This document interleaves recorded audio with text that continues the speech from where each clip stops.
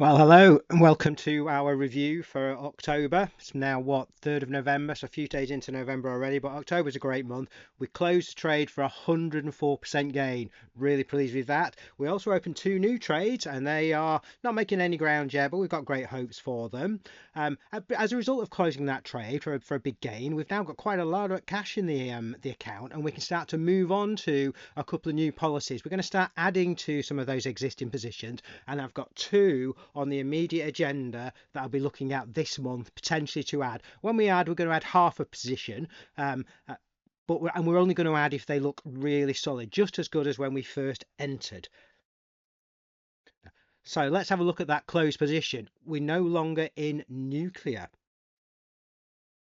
So on the screen now, we've got our closed trades. Remember, we've been running this account since August 2023, so 15 months now, and we've only closed, what is that, 5 trades. And we can see the latest one that we closed. There it is, closed in November for 104% return, which gives us this absolutely excellent 7-to-1 risk to reward ratio, which we're really happy with. It means we win 7 times as much money as we lose, and that's why we're making very handsome returns from this portfolio. Now, I want to talk a little bit about Lou. Obviously, Centrus Energy, and we're now completely out of nuclear. I've done a few articles on nuclear. I wrote about SMR first, NuScale, then I wrote about Oklo, and neither of them really filled me with any great hope. The industry's firing higher. Indeed, if I'd have stayed in Centrus Energy, we may have made a bit more money out of it, but I think it's stuck in a short squeeze. I don't think it represents true value anymore. The market's got well beyond, as it always does, any rational reason for those rising price. Centrus Energy in its latest report said its enrichment facility won't be ready for 5 years. Oklo trying to pretend, and I'll say that word again, trying to pretend that they're going to be ready in 2027. It's dream world, never going to happen. They haven't even applied yet for a license to operate a nuclear power plant, and they reckon within 2 years they can get the license, build the thing, and get it operating. Dream world, it's never going to happen. They will not be in the market for 10 years. Worse than that, nano nuclear. They say that they're building these micro reactors. Well, you know they will never get to market. I'll say that again. Nano nuclear will never get to market. I don't say that very often. It's probably worth looking at the only 2 other times I've said a company will never make it. So these are the other 2 companies that I said would never make it. Of course, whenever I say that, people tell me I don't know what I'm talking about. I mean, I got a whole load of grief about Hyliion. Way back in 2021, I said I don't think the Hypertruck will sell. I got a huge amount of grief. I even had some death threats over that, believe it or not, and people reporting me to the SEC and stuff. Ridiculous. But what happened? Closed it completely, never got to market, didn't sell a single truck, had to lay off 175 staff. More recently, in fact, May 2026, I said Lilium will never fly. And only last week we heard they've filed for bankruptcy after burning through $1 billion. I'm going to say it again, nano nuclear, they're going to burn through $1 billion and they are never going to get to market. If you're great at playing these short trades, if you're great at getting in and out, if you can time these markets, there's going to be great money to be made in nano nuclear because it's all hype, so it's going to be up and down and up and down. If you can play that game, you're going to make a fortune. If you're a good short seller, if you know when to time the short sale, you can do really well. I'm not good at either of those. I'm good at investing in companies that are going to make good money, so I'm just out. I'm not going anywhere near nano nuclear. Oklo not quite the same. Might have a look at them in a few years. SMR, they're not the same either. Got a real product, quite impressed by them in many respects, and I'm going to keep monitoring those, looking to get in. The problem is, I don't think the new nuclear, these SMRs, is actually going to be disruptive. I don't think it's going to change the industry. I think the incumbent players, Toshiba, Westinghouse, all of the other experienced nuclear operators are going to sweep up this industry, and there's going to be nothing left for these new entrants. I think there's going to be no disruption. It's a new technology, but not all technology disrupt. I don't think this one will. think we're out. We're still interested in Centrus. Prices beyond where we're going to buy it now, but when it gets back down, when it gets closer to operations, closer to making the profit we said it would, we might back in. But for the time being, we made 100%. Happy with that. Let's have a look. So let's have a look at the open trades. Two open this month, as I said. Let's check all the open trades out. So now we've got the current open trades on the screen. As you can see, it doesn't look as good as last month, does it? A number of trades. Excuse me. Terrible cold at the moment. COVID, I think, been bad for about a week with it. Now, as I said, a couple of these trades, a number of the trades not looking as good as they did last month. In particular, Joby, now down 10%, was doing really well last month, and Arbe down 2%. Both of those companies hit for the same thing. They both raised cash, dilution, dropped shares.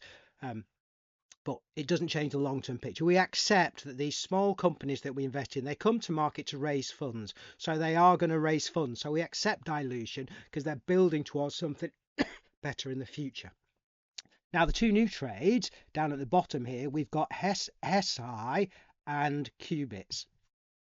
Hesai, the Chinese LiDAR company, they really go with Arbe because they're both parts of the same market. They're both providing sensors for autonomous vehicles. Hesai's providing LiDAR, Arbe providing radar. We hope we've got that market puts in. Playing second dimension, as my father used to say. We know that that robotaxis and autonomous vehicles, they're going to go really well. Hard to find any value there, but all of those vehicles, they're going to have sensors in there, and I think Hesai and Arbe stand to be the biggest winners out of that industry. Now, Qubits, D-Wave, we've finally got into quantum. So we've been looking at quantum for a long time, haven't we? Written, I think, 13, 14 articles on them. We really like D-Wave, the one we've just invested in. And we like them because they've just arrived at commercial operations. They've got a product that actually works today, quantum hardware computer, a quantum annealer. They've probably got 5 or to 7 years first mover advantage. Kind of the leaders in the gate computers, IonQ, a few others, QEra that we can't invest in, a few other private companies. I still think they're 5, maybe even 10 years away from the market. They don't have yet the error correction that makes them worthwhile. But D-Wave, their machine works. It works today. We think it is 100 bagger. I'll say that again, 100 bagger. We're looking to multiply our money by 100 from investing in D-Wave.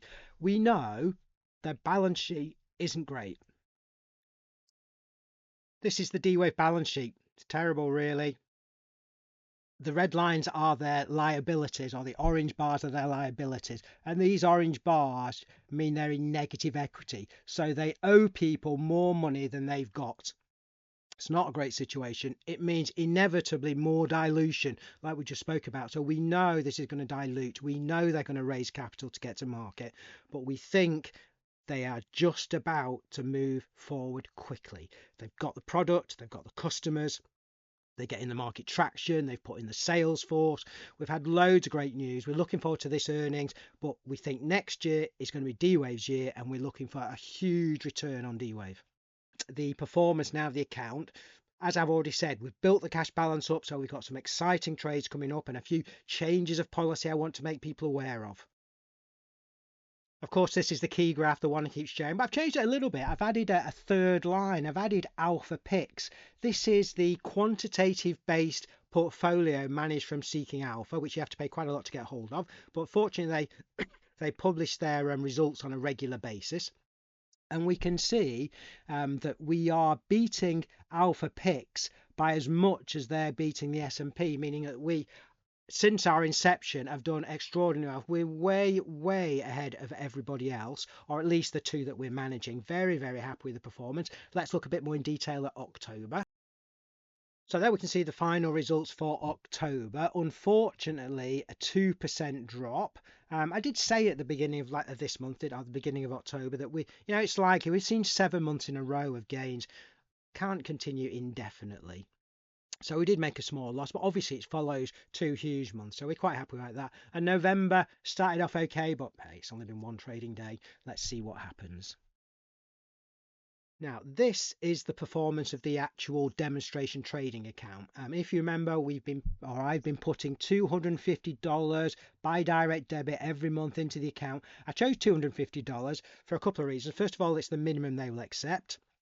And this is kind of like, it is just a proof of concept. It's to show the thing works. And I'm kind of hoping that people with not particularly wealthy people could join along and get involved with this, but we can see how we've done.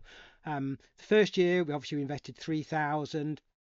The first 4 months now, because we're into November, and the 1st of November I paid the 250, we've put another 1,000 in, and we've currently got 5,482 in total, but $997 of cash. More than we need, really. We're only buying 1 or 2 shares per month, so we're only investing 250 to 500 per month.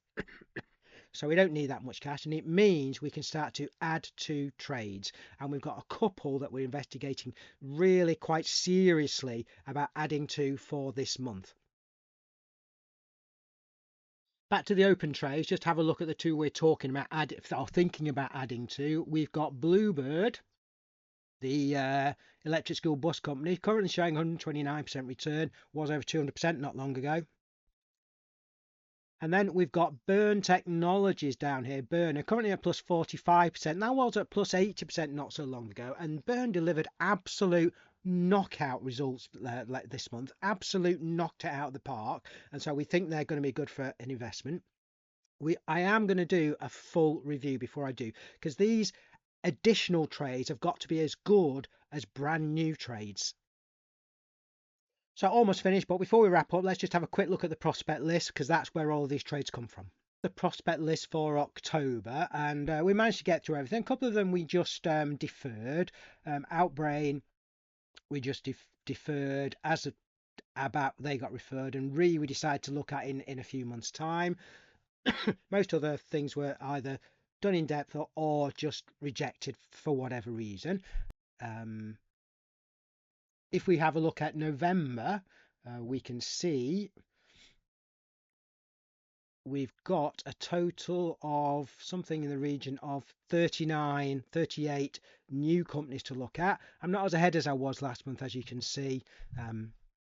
I've not managed to clear up anything so far. I haven't done anything, but we will get onto it and check them all out. Some of these companies we know very well. Amprius Technology, for instance, know them very well, written about them many times. Some of them I've hardly ever heard of, never mind investigated. But hopefully there'll be some great value in there, and looking forward to sharing you what we find. Thanks very much for your time, everybody. Look forward to speaking to you once again in the future.